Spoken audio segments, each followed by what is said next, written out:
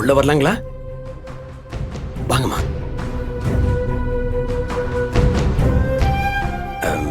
நீங்க எப்படியும் கோவமா தான் இருப்பீங்கன்னு எனக்கு தெரியும். அதான் வரும்போதே பாதுகாப்புக்காக அம்மாவையும் கூட்டு வந்துட்டேன். என்னங்க என்ன இப்ப என்ன நடந்துருச்சுன்னு இவ்வளவு கோவமா இருக்கீங்க? முதல்ல இந்த டீயை குடிங்க. இருக்கிற டென்ஷன்லாம் அப்படியே தெரிச்சு ஓடிடும். என்னடா நான் டீ கொண்டு வந்திருக்கேன்னு பாக்குறீங்களா?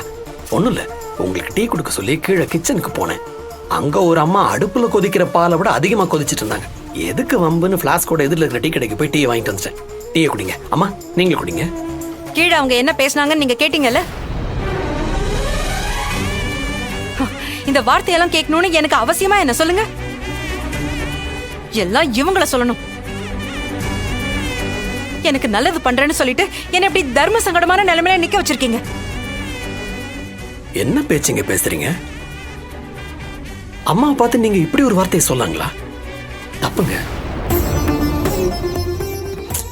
சிவா விடுப்பா. அவன் மனசுல இருக்கிற கோபம் என்ன திட்டினாலாவது போகுதான்னு பாக்கலாம். இத பாரு வினோ, அவங்க என்ன சொன்னாங்கன்னு எனக்கு தெரியும். சிவா தம்பி சொல்லுச்சு.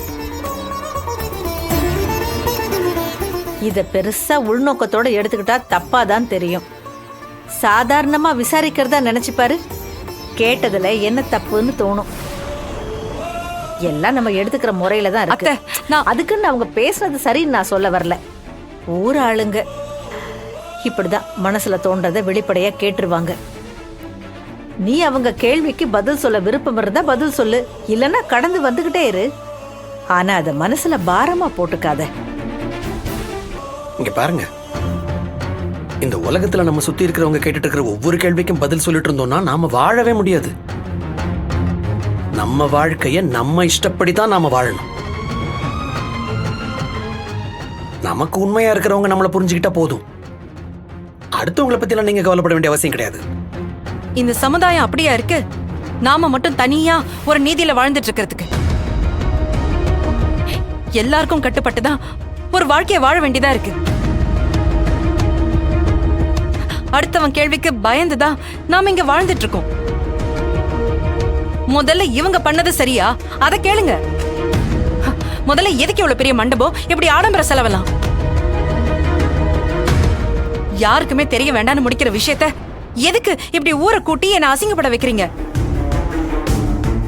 நான் என்னமோ வேணும்னு திட்டம் போட்டு பண்ண மாதிரி இல்ல சொல்ற.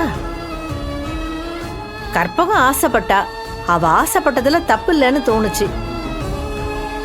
இது எல்லா அம்மாவுக்கும் இருக்கிற ஆசை தானே. ஏன் என் மக கல்யாணத்தை சிறப்பா பண்ணி பார்க்கணும்னு எனக்கும் ஆசை இருக்கும்ல. எங்க யாரோ முகம் தெரியாத மூணாவது மனுஷங்க பத்தி எல்லாம் யோசிக்கிறீங்களே. எப்பவும் உங்களை பத்தியே யோசிச்சுட்டு இருக்கிற அம்மாவுடைய முகம் உங்களுக்கு தெரியலீங்களா? ரொம்ப நாளைக்கு அப்புறம் இன்னைக்குதான் அம்மா முகத்துல சந்தோஷம் இருக்கு. அந்த சந்தோஷம் உங்களுக்கு தெரியலீங்களா? கீழே மதியம் கௌதமும் எவ்வளவு ஆனந்தமா விளையாடிட்டு இருக்காங்க தெரியுமா? அப்பாங்கிற ஒரு புது உறவு கிடைக்க போகுதுன்னு குழந்தைங்க ரொம்ப சந்தோஷமா இருக்காங்க. அவங்க சந்தோஷம் உங்களுக்கு தெரியலீங்களா? எப்பவும் உங்களுடைய சந்தோஷத்தை தன்னுடைய சந்தோஷமா நினைக்கிறவங்களுடைய சந்தோஷத்தை பத்தி மட்டும் நீங்க யோசிங்க. மத்தவங்களெல்லாம் ஜஸ்ட் லைக் தட் லெஃப்ட் ஹேண்ட்ல டீல் பண்ணிட்டு போயிட்டே இருங்க. நாளைக்கு ஒரு முக்கியமான நாள் உங்க வாழ்க்கையில. உங்க லைஃப்ல ஒரு புது சாப்டர் தொடங்க போகுது. அதை ஏத்துக்கிறதுக்கு சந்தோஷமா தயாராகுங்க. அதை விட்டுட்டு கோவப்பட்டு இருக்கிறீங்களே. பொறுமையா இருங்க, கவலையே படாதீங்க, எல்லாம் சரியாயிடும்.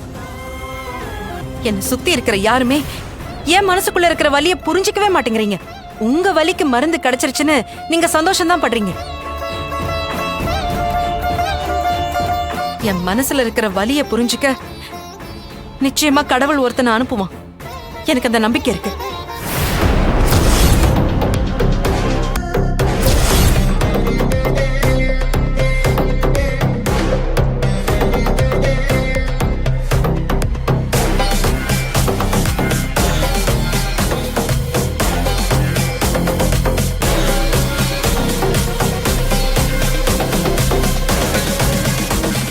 வினோதினி பேசின எதையும் மனசுல வச்சுக்காதீங்கம்மா. அம்மா இந்த கல்யாணம் நல்லபடியா நடக்கும். இந்த கல்யாண பொறுப்பை நீங்க என்ன நம்பி ஒப்படைச்சிருக்கீங்க. உங்க மகன் ஸ்தானத்துல இருந்து நான் இந்த கல்யாணத்தை நடத்தி வைப்பேன். எல்லாம் நல்லபடியா நடக்கும்னு நாம நம்புவோம். நாம நம்புறது இல்லப்பா, அவ இந்த கல்யாணம் நமக்கு தானே நம்பணும். இதுதான் வாழ்க்கை முடிவுன்னு அவ புரிஞ்சுக்கணும்.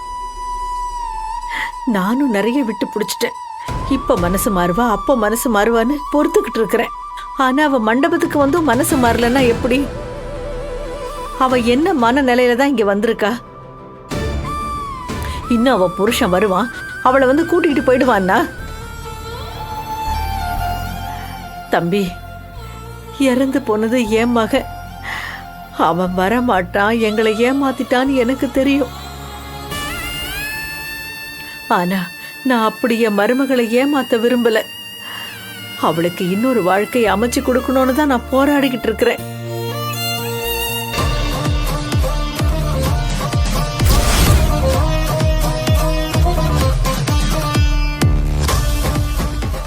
வேலு, அங்க பாருங்க.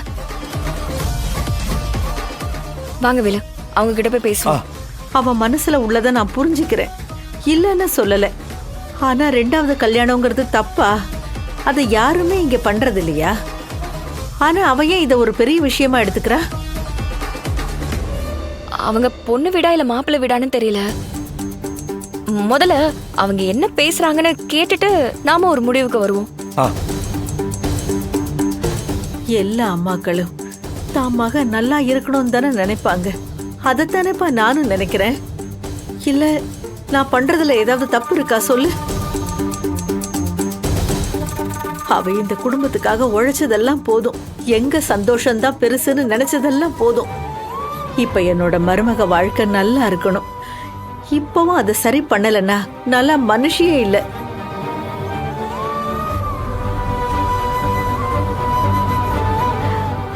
நான் போய் சேர்ற காலத்துக்குள்ள அவளை ஒரு நல்லவன் கையில புடிச்சு கொடுக்கணும்னு தான் என் உசுரையே என் கையில புடிச்சுக்கிட்டு இருக்கிறேன். இந்த ஒரு நாளைக்காகத்தான் நான் தவமா கிடந்தேன்.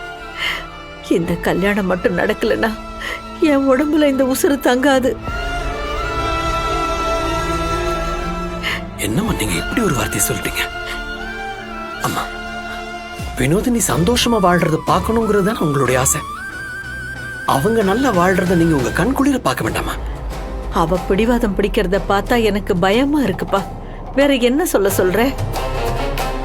நாம என்னமோ அவளுக்கு கெட்டது நினைக்கிற மாதிரி நாம அவளை புரிஞ்சுக்கலன்னு சொல்றா. அதுதான் கஷ்டமா இருக்கு.